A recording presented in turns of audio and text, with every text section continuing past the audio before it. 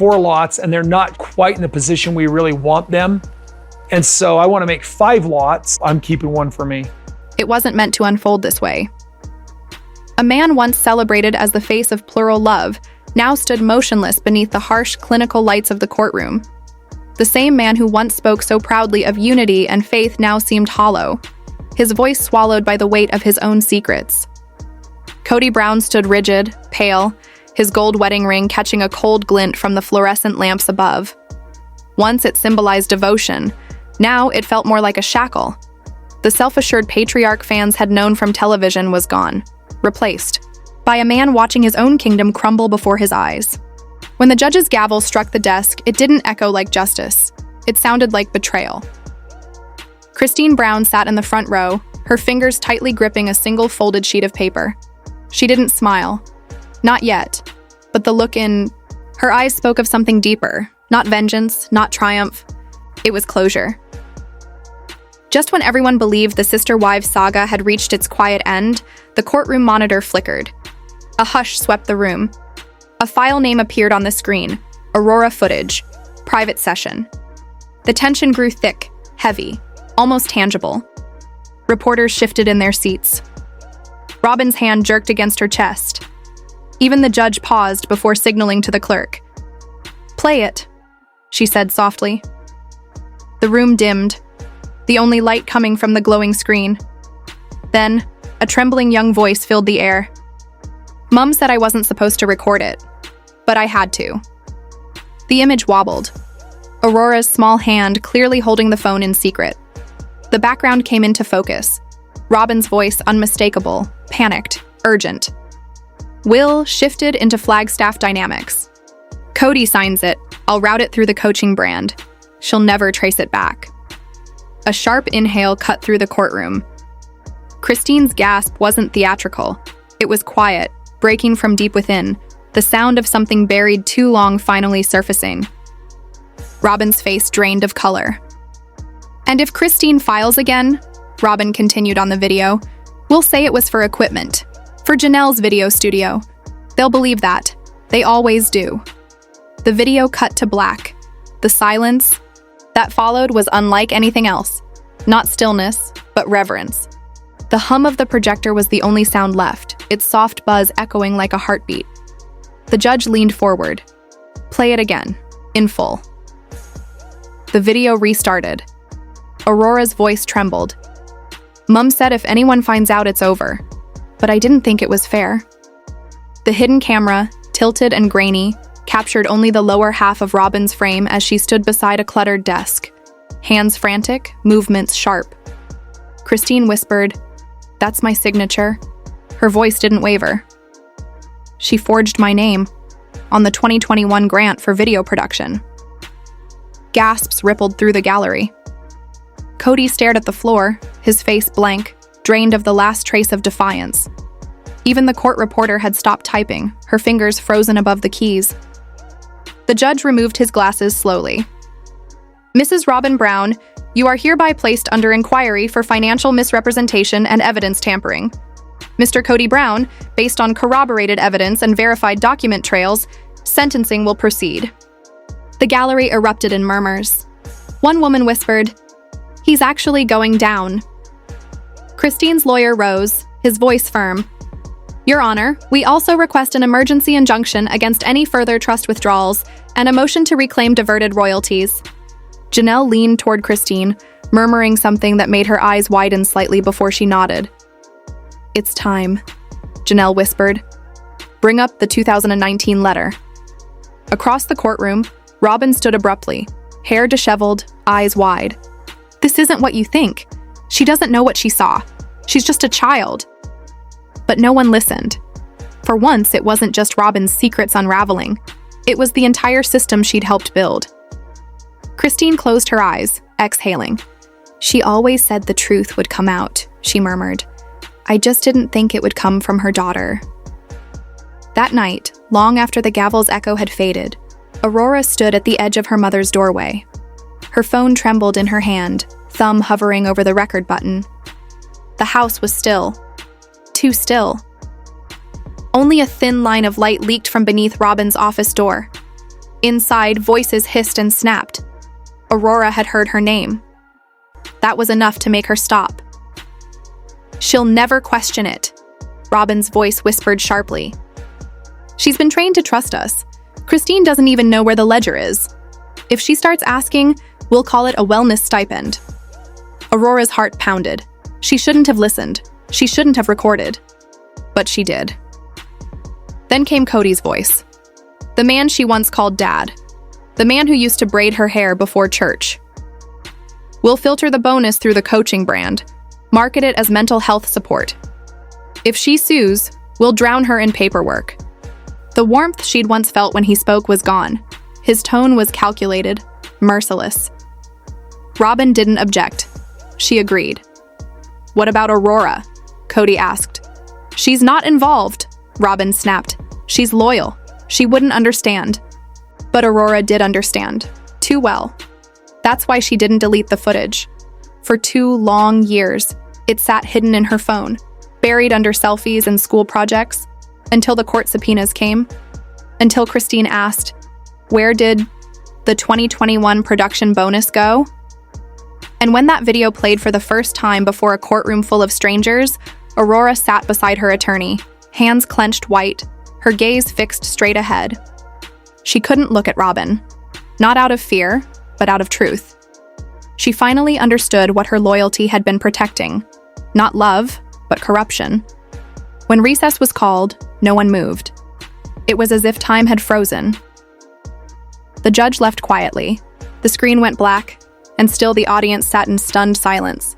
Aurora rose. Her movements were calm, measured, deliberate. She walked toward the hall with a steadiness that defied her age. Robyn followed, her steps heavy, her breath uneven. "Why would you do that?" Robyn hissed, her voice trembling, not with sorrow but with fury. Aurora didn't turn. "You lied, and you used me." "You think this helps anyone?" Robyn snapped. "They'll tear you apart, Aurora. They'll destroy you." Aurora finally turned to face her, eyes blazing, voice quiet but fierce.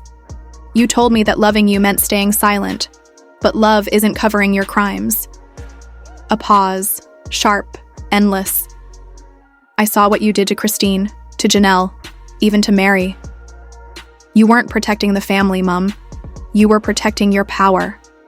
Robyn blinked rapidly, desperate, breath shaking. "You don't understand how hard it was." "I understand perfectly." Aurora cut her off. "And I'm done." She walked away, her figure swallowed by the sterile light of the corridor. Robyn stood frozen, fists clenched, teeth gritted, chest heaving. The mask had finally cracked. And this time, it wasn't the sister wives turning on her. It was her own blood. Back inside the courtroom, Christine worked methodically. No theatrics. No tears, just quiet fury wrapped in precision. Her leather binder lay open, tabs lined with years of betrayal. One tab bore a single date, 2019. Her lawyer leaned closer. "Are you certain you want to submit this next?" Christine nodded. "I've waited long enough. Let the evidence speak." She slid a thin folder forward. The judge adjusted his glasses, opening it carefully. Inside lay a single stapled packet, the ink slightly faded, the paper yellowed with time. "The 12th of March 2019, FA Internal Ledger copy," the lawyer read aloud. "This document was believed lost.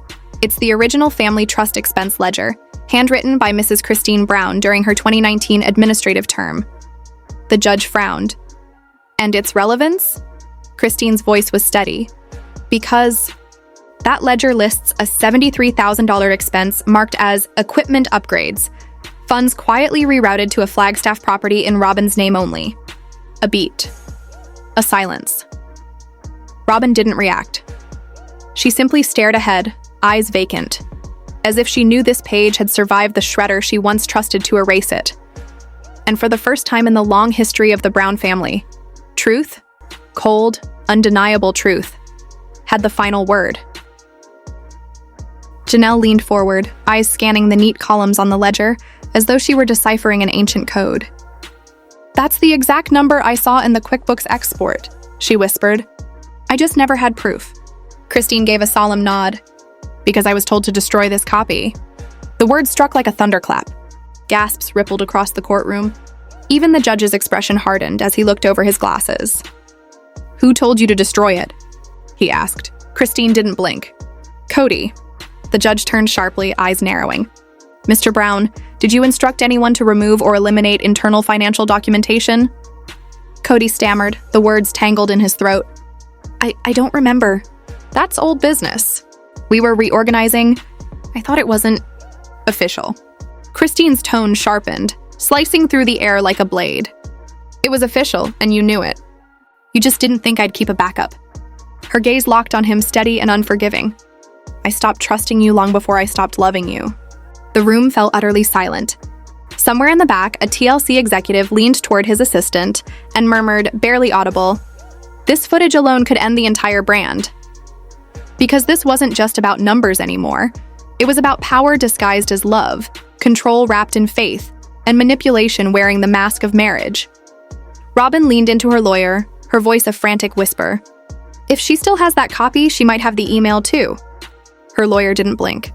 "Then we prepare for what comes next," he muttered. But he didn't finish because they both knew what came next would shatter everything. Christine reached into her binder and set a slim manila envelope on the witness stand. Not large, not flashy, but the kind of envelope that could end legacies. "This," she said quietly, "is the email that changes everything." Every head turned. The judge straightened in his chair. "Is this authenticated?" Christine's attorney rose. "Recovered from a backup server, verified by a forensic technician. Time-stamped April 2019. Sender, Robyn L. Brown. Recipient, Kody Brown." The bailiff took the envelope, passed it to the clerk, and within seconds, the contents appeared projected across the courtroom screen. The email text glowed against the white backdrop. "If we can get the Flagstaff Dynamics paperwork done before Christine gives birth again, we'll be in the clear. Kody, you have to get her off the trust discussions. Tell her she's blowing it out of proportion. Guilt trip her if you need to. Once the LLC is up and the wellness brand is under my name, she'll have no legal claim left. She'll never even see it coming." The courtroom erupted in murmurs, shock, disbelief, outrage. The judge raised his hand for silence, but the damage was done. Robyn sat frozen, lips pressed tight, eyes locked on the screen. Because now the betrayal had a date stamp. Christine stared at the words as if reclaiming fragments of her own sanity. "I knew I wasn't losing my mind," she murmured. "I knew they were working behind the scenes." Kody's face went pale, then red, his hands clenching into fists on the table. He turned toward Robyn, voice cracking. "You said that was deleted. You promised it wasn't traceable," Robyn hissed, barely moving her lips. "I told you to send it through Signal, Kody. You used Gmail. Why would you ever send it through Gmail?" But their panic wasn't quiet enough. The judge cleared his throat. "Mr. and Mrs. Brown, are you confirming that this email is authentic?" Neither spoke, but their silence was damning. Christine rose slowly. "For years I was told I was dramatic, that I was imagining things, that I needed to focus on the children and stop asking about the money." Her eyes found Kody's. "But I wasn't delusional. I was just inconvenient." Robyn's attorney jumped to his feet. "Your Honor, we request a continuance to review the chain of custody or—" "Denied," the judge interrupted sharply. "If neither side disputes authenticity, the document clearly establishes intent to restructure assets for the purpose of deception." He glanced down at his notes. "We may now be treading into the realm of conspiracy." The word hung in the air like a verdict. The courtroom was no longer a battleground of emotions. It had become a crime scene. A sudden movement from the back drew every gaze. A man stood, crisp navy blazer, polished shoes, security badge gleaming under the lights. He adjusted his tie before speaking.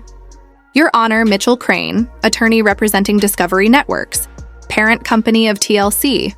May I speak on record?" The judge blinked in surprise, then nodded. "Proceed." Crane stepped forward, voice calm but edged with steel.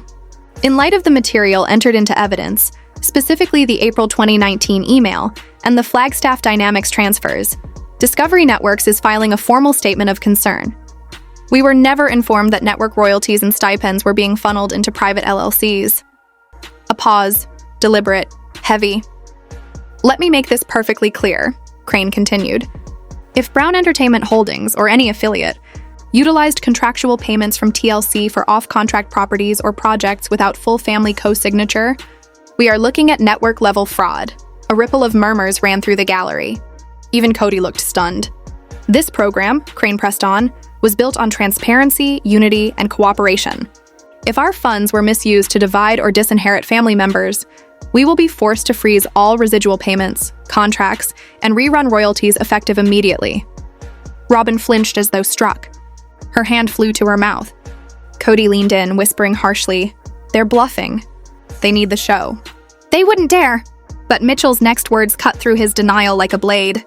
TLC has already initiated a third-party audit of all payments made between 2017 and 2022.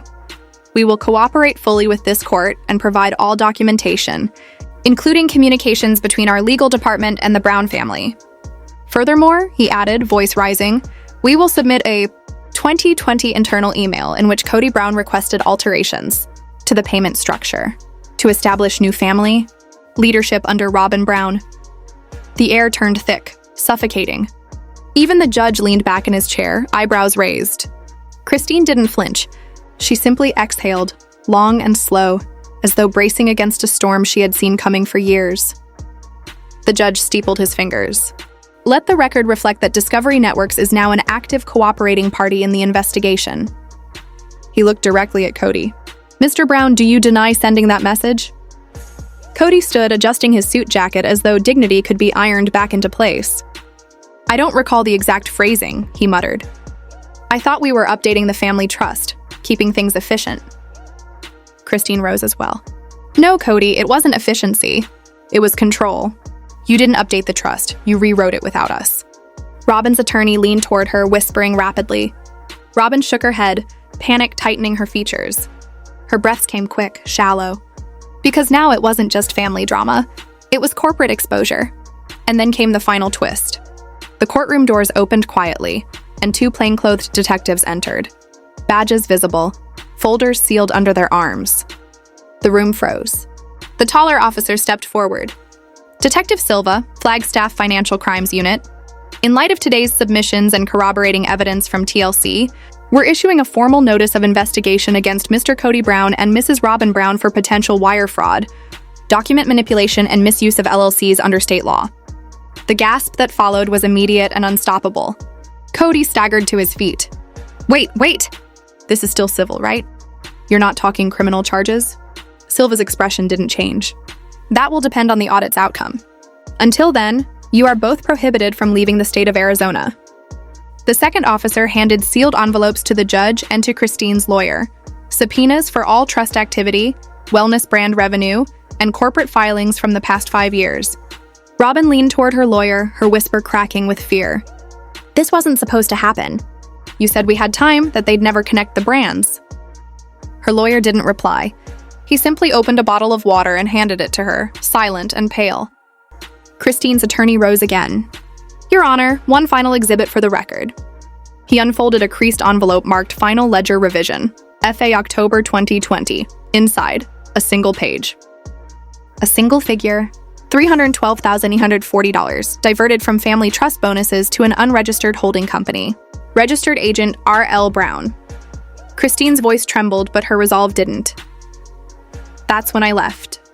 I asked why those funds couldn't go to our children's college accounts.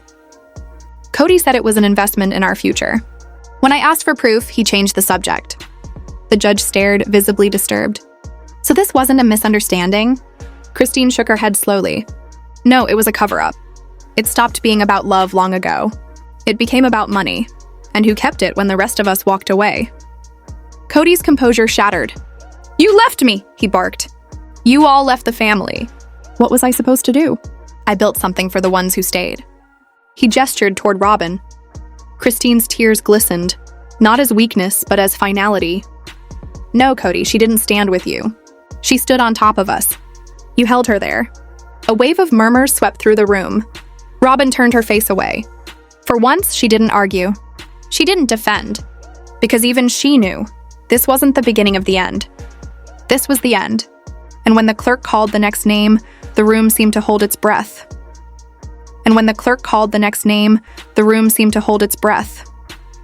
Mrs. Mary Brown, you may approach the stand. She stood slowly, smoothing the sleeve of her deep blue blazer. Not frail, not hesitant, just deliberate. Her heels echoed softly on the polished floor as she walked forward. The courtroom watched in reverent silence as though a ghost had been summoned. Sworn in, right hand steady, eyes unflinching, Mary Brown faced the judge. He leaned forward. "You filed a sealed envelope under your name, Mrs. Brown. Are you prepared to unseal it?"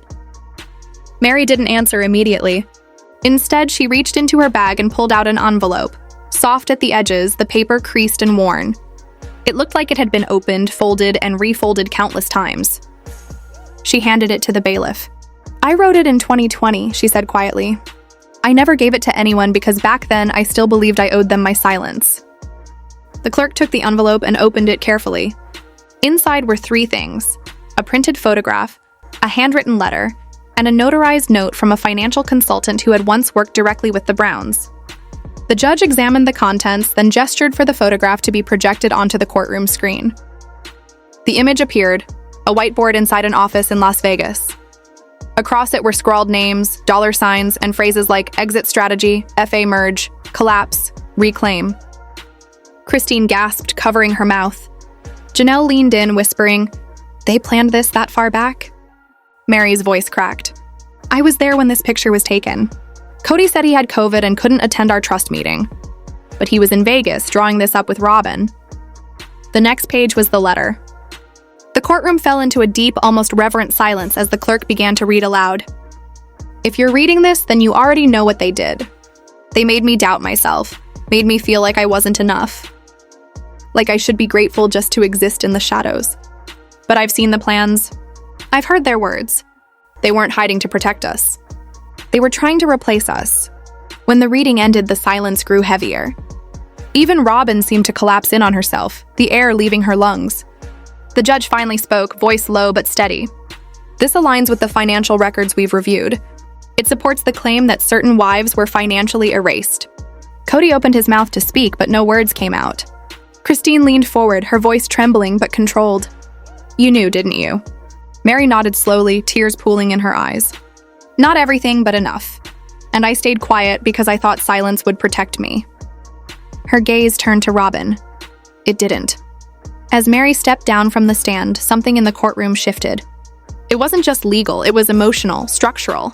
Robyn looked vulnerable now, while Kody sat frozen, watching the empire he'd built begin to crumble. Mary sat beside Christine. Neither spoke. Their silence was its own language: acknowledgement, forgiveness, survival. When Robyn finally rose to her feet, her hands were trembling. Her tissue fell to the floor. "You don't understand," she whispered, her voice like a snapped wire. "I didn't plan all of this. I thought I was saving the family. Kody said if we just waited, it would balance out. I never meant to hurt anyone. I just didn't want to be left behind." It wasn't a confession. It was a breakdown. The judge's tone was calm but firm. "Mrs. Brown, you're not being judged for your emotions, but for what you signed, what you deflected, and what you gained." He turned a page. "Given this evidence, the court is considering restitution." Christine stood, voice steady and sure. "Your Honor, I'm filing a motion for full restitution. This includes diverted trust stipends, withheld bonuses, and liquidated damages for the Coyote Pass land that was reassigned without our consent." Janelle joined her. "I second that motion and request a freeze on all Flagstaff-related accounts under Kody and Robyn until a forensic audit is complete." Robyn turned to her, shocked. "You're trying to destroy us!" Christine's reply was ice cold. "No, Robyn, I'm trying to survive you." At the back of the courtroom, TLC's Mitchell Crane rose. "Your Honor, Discovery Network supports the motion. If our money was misused to undermine the cast or manipulate contracts, we have the right to reclaim it." He handed over a letter. "Effective immediately, all payments and royalties to Kody and Robyn Brown are suspended." Kody leapt to his feet. "You can't do this. This family was built around me." But no one looked at him. The judge was studying a handwritten note titled, "What We Lost." The entire room fell still. For the first time, Kody wasn't shouting, he was shaking. "Your Honor," he finally said, his voice trembling, "there's something I have to admit." Robyn turned, panic rising. "Kody, no. Don't." But he continued. "I signed the transfers, the bonuses, the LLC paperwork. I redirected trust funds into Flagstaff Dynamics. I did it all behind their backs. I knew it was wrong, but I was desperate. The family was falling apart. Christine had left. Janelle was slipping away. Mary was silent. Robyn was the only one who still looked at me like I mattered. Robyn covered her mouth, eyes wide. We justified it, Kody said, voice breaking. We called it survival. But the truth is, we were building an escape hatch while they were trying to fix the roof. The courtroom sat in stunned silence. Then a clerk rushed in, holding a yellow envelope. Your Honor, this just arrived by secured courier. No sender listed, only this USB drive. The judge raised a brow. Play it.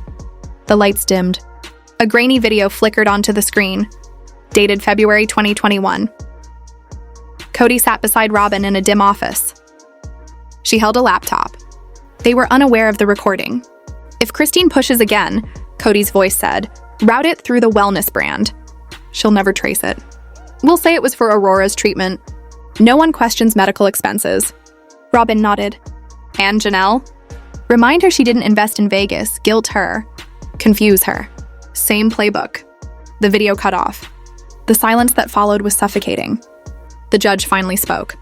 This footage will be entered into the official record. The likelihood of criminal intent is significant. He turned to Kody. You have admitted to deception and diversion under the guise of emotional justification. Then turning to Christine, would you like to give final testimony before recess? Christine rose, her expression calm. I don't want revenge, Your Honor. I just want restoration. For myself, for my children, and for every moment we were made to feel invisible. The judge nodded solemnly and retired to his chambers. When he returned, the air was thick, charged but quiet. After reviewing all evidence and testimony, he said, this case, which began as a property dispute, has evolved into a matter of financial misconduct and restitution. He turned a page. Effective immediately, Christine Brown is awarded $142,000 in backdated stipends and diverted bonuses. Janelle Brown, $123,500. Land previously divided informally is now legally reassigned. Each of the 3 wives will hold 1/3 ownership. Mr. Kody Brown and Mrs. Robyn Brown's shares are suspended pending forensic audit. Gasps rippled through the courtroom. Kody collapsed in his chair. Robyn stared in disbelief. The judge wasn't done. Additionally, all contracts between TLC and Brown Entertainment Holdings are under review. Payments, royalties, and book deals involving Kody and Robyn Brown are suspended pending legal resolution. Mitchell Crane rose again. Discovery Networks will conduct a full ethics investigation.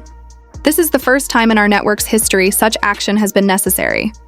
The judge closed his file. Let this be understood. Love can be plural, but power cannot. The gavel struck. The court adjourned. Reporters rushed to file their stories. Christine and Janelle embraced. Mary wiped a single tear, then walked out, free. Robyn didn't move. Kody sat still, surrounded by nothing but the wreckage of his own making. 3 days later, headlines exploded. Kody Brown, named in criminal complaint. Robyn Brown vanishes from public view. TLC halts Sister Wives production following courtroom bombshell. The show that once began as a story about family had ended as a cautionary tale about control and collapse. Christine posted a short video from her porch. No makeup, no crew. I don't know what winning means anymore, she said softly. This wasn't about revenge. It was about being seen. We lost trust. We lost time. But we didn't lose ourselves. Her video went viral within hours. Outside Robyn's Flagstaff mansion, movers were seen packing boxes. Her social media accounts disappeared. Her jewelry site went dark. TLC released a statement confirming she was no longer involved in any active projects. Mary declined all interviews, quietly starting her own women's retreat program. It sold out within 48 hours. When a reporter asked if she regretted speaking out, she smiled faintly. Only that I waited so long. Janelle reopened her financial coaching office in Utah. Small, simple, grounded. A brass plaque on the door read, "Independence is the opposite of permission." 2 weeks later, TLC's final statement ended the saga. All future production, spin-offs, and digital content involving the Brown family are suspended. There will be no reunion, no tell-all, and no season 21. The screen went black. No applause, no closure, just silence. A photo went viral soon after. Christine, Mary, and Janelle walking out of the courthouse side by side. No producers, no fake smiles, just freedom. The caption read, "No producers. No husbands, just us. You've watched the marriages, the downfall, and now the reckoning. So tell us, was justice served? Is the downfall and now the reckoning?" So tell us, was justice served?